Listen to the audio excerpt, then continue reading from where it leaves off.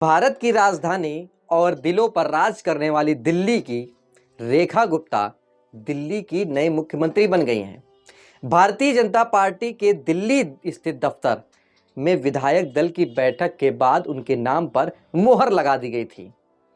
इस बैठक में पर्यवेक्षक के रूप में मौजूद भारतीय जनता पार्टी के नेता रविशंकर प्रसाद ने पत्रकारों के सामने रेखा गुप्ता का ऐसा ऐलान किया कि मानो दिल्ली में कुछ अजब गजब हो गया हो। उन्होंने यह भी बताया कि प्रवेश वर्मा, सतीश उपाध्याय और विजेंद्र गुप्ता ने रेखा के नाम का प्रस्ताव दिया और 9 लोगों ने इनके नाम पर अनुमोदन किया, जिसके बाद एक नाम निकलकर सामने आया। वो नाम था रेखा गुप्ता और उन्होंने शपथ ले ली। रेखा गुप्ता ने पत्रकारों से क्या कहा? मैं प्रधानमंत्री नरेंद्र मोदी, राष्ट्रीय अध्यक्ष जेपी नड्डा, वीरेंद्र सचदेवा, रविशंकर प्रसाद और सभी कार्यकर्ताओं का धन्यवाद अदा करती हूं। मैं अपने सभी विधायकों का भी धन्यवाद अदा करती हूं। ये रेखा का अपने अदा की गई बयानबाजी रही है। दिल्ली की चौथी महिला मुख्यमंत्री हैं। उन्होंने पहले यानी कि उनसे पहले सुषमा स्वराज, शीला दीक्षित और आतिशी जो आप पार्टी से रही, वो इस पद पर रह चुकी हैं। रेखा गुप्ता हाल ही में संपन्न हुए विधानसभा चुनाव में उन्होंने शालीमार बाग सीट से आम आदमी पार्टी की वंदना कुमारी को करीब 30,000 वोट से हराया था।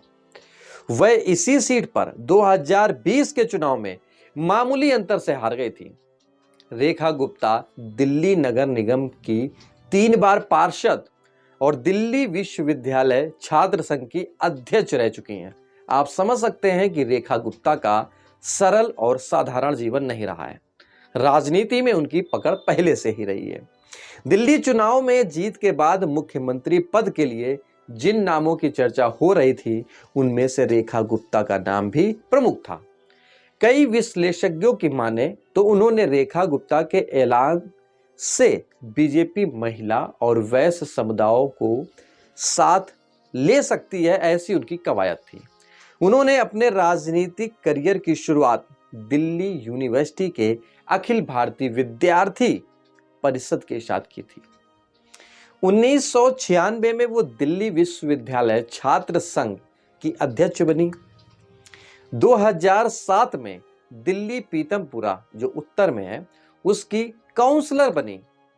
रेखा गुप्ता दिल्ली महिला मोर्चा की जनरल सेक्रेटरी भी रह चुकी हैं। अगर आप रेखा गुप्ता को यह सोच रहे होंगे कि वो एक मामूली महिला है, तो ऐसा सोचना आप बिल्कुल दूर कर दीजिए, क्योंकि जो बातें सामने आ रही हैं वो मामूली नहीं है। इसके बाद समझिए कि आपको ये जानकर हैरानी भी होगी कि 2004 से 2006 तक वो भारतीय जनता पार्टी की युवा मोर्चा की राष्ट्रीय सचिव रह चुकी हैं। निजी जीवन को भी जान लीजिए। सारी चीजों हम बताने की कोशिश कर रहे हैं आपको। ये जो आप फोटो देख रहे हैं, ये 1995 की है, रेखा गुप्ता की। दिल्ली यूनिवर्सिटी छात्र संघ की अध्यक्ष रह चुकी हैं। उनके कॉलेज के दिनों में इस तस्वीर में उनके साथ अलका लांबा भी नजर आ रही हैं, जो अलका लांबा इस समय कांग्रेस पार्टी में है। रेखा गुप्ता का जन्म 1974 में हरियाणा के जींद जिले के जुलाना में हुआ था। बचपन से ही वो राष्ट्रीय स्वयं सेवक संघ यानी कि आज के समय में आप आरएसएस का नाम जो सुनते हैं, वो यही है, राष्ट्रीय स्वयं सेवक संघ। इससे वो बचपन से ही जुड़ी रही हैं। हालांकि बहुत सारी आरएसएस की बातें, लेकिन आज सिर्फ रेखा गुप्ता के बारे में हम बात कर रहे हैं। उन्होंने दिल्ली विश्वविद्यालय से बीकॉम किया, एलएलबी किया और 1998 में उनका विवाह दिल्ली के रहने वाले मनीष गुप्ता से हुआ। मनीष गुप्ता एक व्यवसायी हैं, यानी कि बिजनेसमैन हैं। उनका एक बेटा है जिसका नाम है निकुंज गुप्ता, वो भी व्यवसायी है।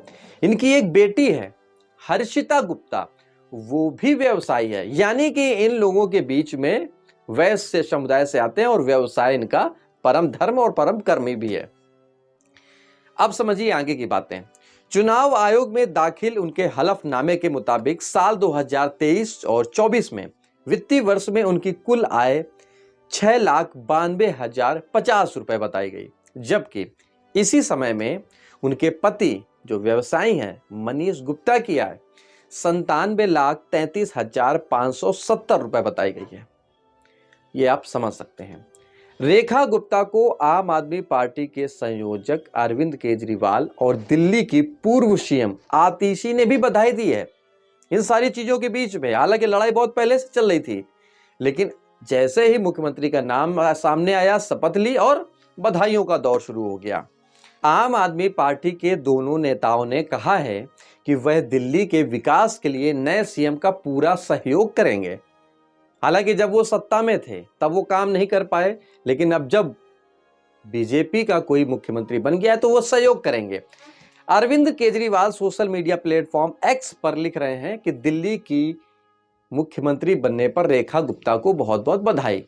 मैं उम्मीद करता हूं कि दिल्ली की जनता को किए गए सारे वादे पूरे करेंगी। वादे नहीं, सारे वादे पूरे करेंगे। दिल्ली की जनता के विकास और भले के हर कार्य में हम उनमें सहयोग करेंगे। वही आतिशी ने एक्स पर लिखा है कि दिल्ली की मुख्यमंत्री बनने पर रेखा गुप्ता जी को बधाई है। यह खुशी की बात है कि दिल्ली का नेतृत्व एक महिला ही करेगी। मुझे उम्मीद है कि दिल्ली वालों को किए गए वादे पूरे होंगे। दिल्ली के विकास के लिए आम आदमी पार्टी का पूरा सहयोग मिलेगा। जैसा मैंने पहले बताया, यानी कि दोनों की दबी जुबान में दबी हुई बातें एक ही हैं। जो केजरीवाल कह रहे हैं वही आतिशी कह रही हैं। पहले फिर वही मेरी बात कि जब सत्ता में थे तो कार्य नहीं हुआ, अब जब बीजेपी का कोई मुख्यमंत्री बन गया तो उसके बाद अपनी समर्थता दिखा रहे हैं केजरीवाल और आतिशी जी। इसके बाद समझिए बीजेपी सांसद मनोज तिवारी ने क्या कहा है। मनोज तिवारी ने कहा है कि भाजपा के लिए महिला सम्मान सबसे बड़ी प्राथमिकता है। हालांकि मनोज तिवारी भी ये सोच रहे थे कि हम भी मुख्यमंत्री बन सकते हैं क्योंकि पूर्वांचल से आते हैं और बिहार में चुनाव है, लेकिन रेखा गुप्ता को विधायक दल का नेता बनने की और दिल्ली के मुख्यमंत्री पद पर बैठने पर बहुत बहुत बधाई, ये मनोज तिवारी कह रहे हैं। बीजेपी सांसद बांसुरी स्वराज ने उन्हें बधाई देते हुए कहा है कि रेखा जी को विधायक दल का नेता चुने जाने पर बहुत बहुत बधाई। मैं जानती हूं कि प्रधानमंत्री के नेतृत्व में रेखा जी दिल्ली के विकास के लिए एक नया अध्याय लिखेंगी। इन सारी चीजों के बीच में यह भी जान लीजिए कि 1952 से लेकर 1925 इन सारी चीजों के बीच में आप ये भी जान लीजिए कि 1952 से लेकर के 2025 के बीच में कौन कौन मुख्यमंत्री रहा है। 1952 से लेकर 1955 तक ब्रह्म प्रकाश जो कांग्रेस से थे, 1955 से 1956 तक गुरमुख निहाल सिंह ये भी कांग्रेस से थे, और 1993 से लेकर के 1996 तक मदन लाल खुराना जो बीजेपी से थे, और 1996 से 1998 तक साहिब सिंह वर्मा जो बीजेपी से थे। 1998 में सुषमा स्वराज बीजेपी से, 1998 से 2003 तक शीला दीक्षित जो कांग्रेस से रहीं, 2003 से 2008 तक शीला दीक्षित ये फिर कांग्रेस से रहीं। इसके बाद है 2008 से 2013 तक फिर शीला दीक्षित, और 2013-14 में अरविंद केजरीवाल, 2015 से 2020 तक अरविंद केजरीवाल, 2020 से 24 तक फिर अरविंद केजरीवाल, और 2025 में अब आप देख रहे हैं रेखा गुप्ता को। और ये भी जान लीजिए कि प्रधानमंत्री नरेंद्र मोदी ने दिल्ली का मुख्यमंत्री कैसे चुना है। तो सबसे साफ और सुथरी बात है कि बीजेपी पार्टी की जो एक थीम है, ये थीम सबसे अलग है। यानी कि वो किसी भी राजगद्दी पर किसी भी पारिवारिक सदस्य को बैठाना मुताबिक अपने नहीं समझते। यानी कि वो ये चाहते हैं कि जो भी किसी पद पर आसीन हो वो आम जनता के बीच से निकल करके आए, आम नागरिक हो। यानी कि एक पिछले चुनावों में कई सारी बातें तय हो गई हैं, चाहे वो राजस्थान का मुख्यमंत्री बनने को लेकर हो भजन लाल को लेकर, चाहे वो मध्य प्रदेश का मुख्यमंत्री मोहन यादव को लेकर के हो, चाहे वो दिल्ली के मुख्यमंत्री रेखा गुप्ता को लेकर के हो, चाहे वो ओडिशा के मुख्यमंत्री या अन्य राज्यों के मुख्यमंत्री की हम बात करें, तो सब में ये बात तय है कि जिन लोगों का नाम चल रहा होता है मुख्यमंत्री पद के लिए, उनसे कोसों दूर दिखाई देता है उसका नाम जो रियल में मुख्यमंत्री बनता है आकर के। हालांकि ये उनकी आरएसएस की कहें या बीजेपी पार्टी की कहें अपनी एक गणित होती है, उनमें कौन बनेगा उसमें मीटिंग होती है, उस मीटिंग में निकलकर नाम सामने आता है। और नया नाम दिल्ली के लिए रेखा गुप्ता है, और रेखा गुप्ता अब वो भारत को प्रेजेंट करेंगी, क्योंकि देश की राजधानी दिल्ली है।